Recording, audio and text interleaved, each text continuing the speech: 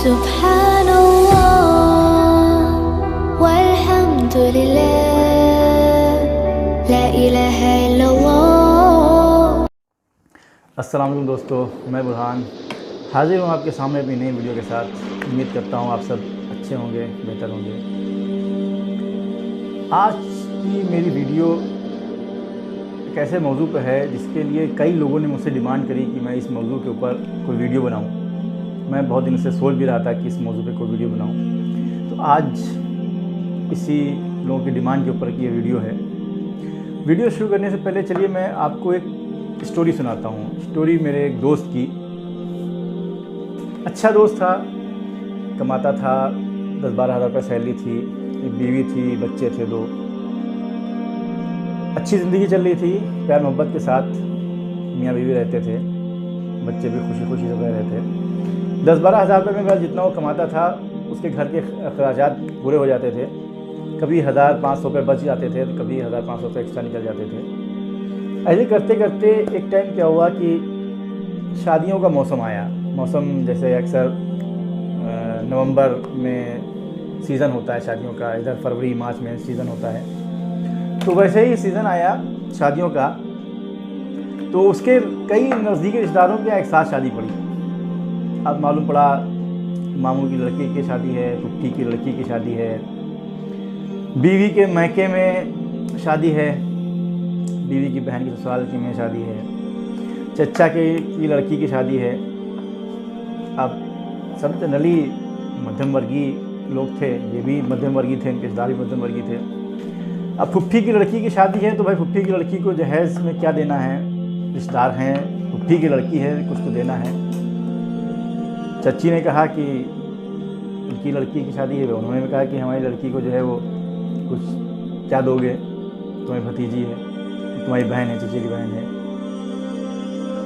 और अब ये तय हुआ, फुफ्फी की लड़की ने कहा कि मिक्सी दे दो,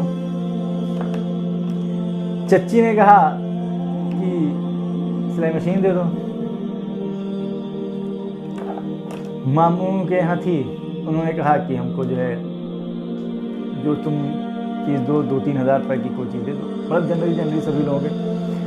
बीवी जो हैं वो कह रही हैं कि उनकी ससुराल, उनके मैके में शादी है तो जो चीज़ दी जाएगी तो दी जाएगी, पहनौनी के लिए पैसे चाहिए। भाई उनकी बहन की ससुराल में शादी है तो वहाँ जितने बहन के सास ससुर वगैरह जो हैं सबके लिए एक जोड़ा चाहिए, और जो सामान सो अलग।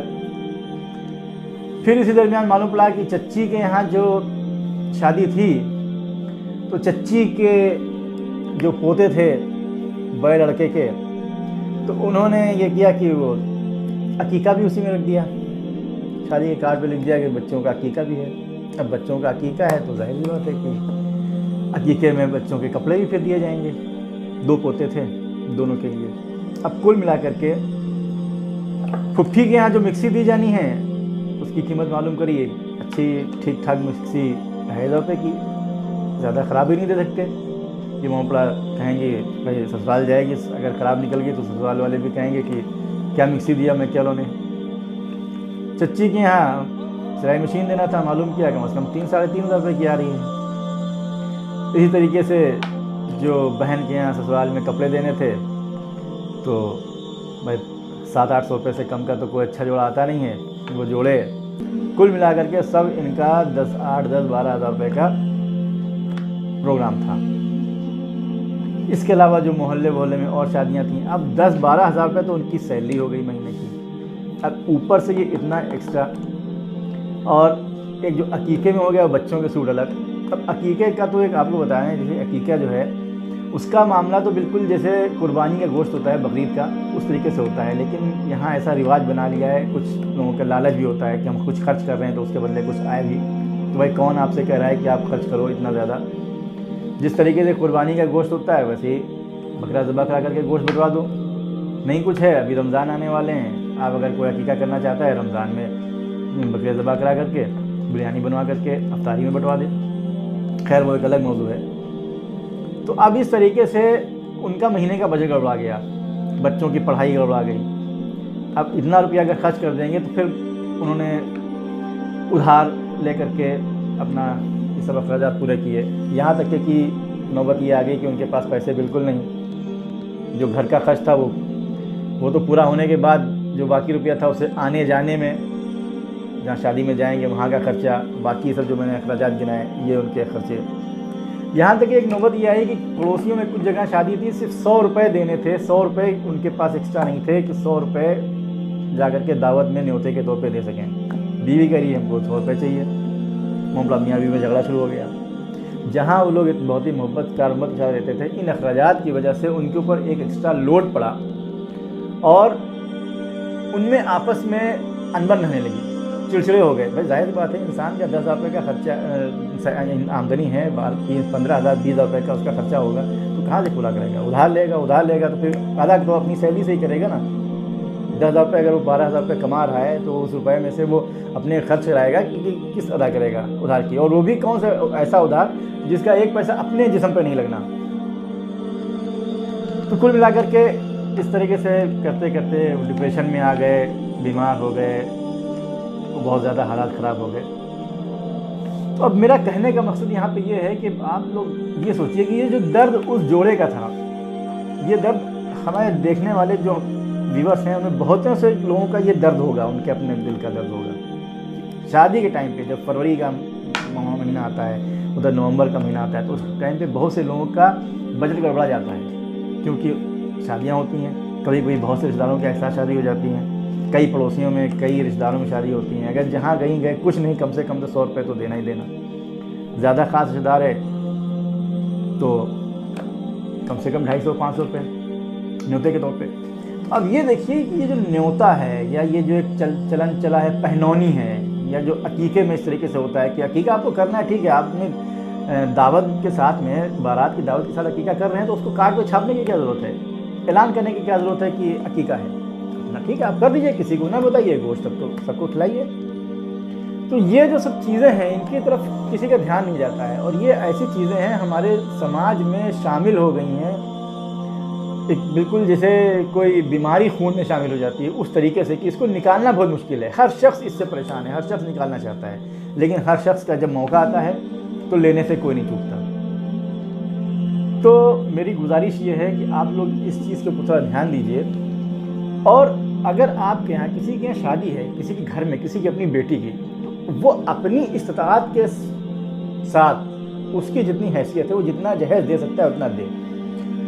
सारे रिश्तेदारों से उम्मीद करना कि हमारा फ़लाँ रिश्तेदार ये सामान दे, फ़लाँ रिश्तेदार ये सामान दे दे, फ़लाँ रिश्तेदार ये सामान दे दे, तो जब दूसरे लोग सामान दे रहे हैं तो दूसरे के भरोसे पे आप शादी मत करिए। या तो आप इतने गरीब हैं कि आप मांग करके आप अपना काम चला लीजिए, लेकिन दूसरे रिश्तेदारों के भरोसे कि वो वॉशिंग मशीन दे देगा, वो फ्रिज दे देगा, वो अलमारी दे देगा, वो सिलाई मशीन दे देगा, तो इस तरीके से शादी करने का कोई मेरी समझ में नहीं आता है कि आपको इस तरीके से शादी करें। तो आप अपनी हैसियत के मुताबिक जितना आप दे सकते हैं उस हिसाब से आप शादी करिए। लड़के वालों को बता दीजिए कि हमारी हैसियत इतनी है, इससे ज़्यादा नहीं दे पाएंगे। दूसरे के ऊपर अननेसेसरी आपकी वजह से लोड पड़ रहा है, दूसरे का बजट, दूसरे के घर का बजट आपकी वजह से गड़बड़ा रहा है, दूसरे के घर में लड़ाई आपके वजह से हो रही है, अगला आदमी डिप्रेशन में आपके वजह से जा रहा है, आपको पता भी नहीं, खबर भी नहीं, आपकी तो लड़की विदा हो गई, खुशी खुशी आप बड़े खुश हो रहे हैं कि इतना हो गया, लड़के वाले खुश हैं, बड़ा सामान आ गया। कैसे सामान आया, कितने लोगों की बद्दुआ लगी उसमें, कितने लोगों की टेंशन लगी।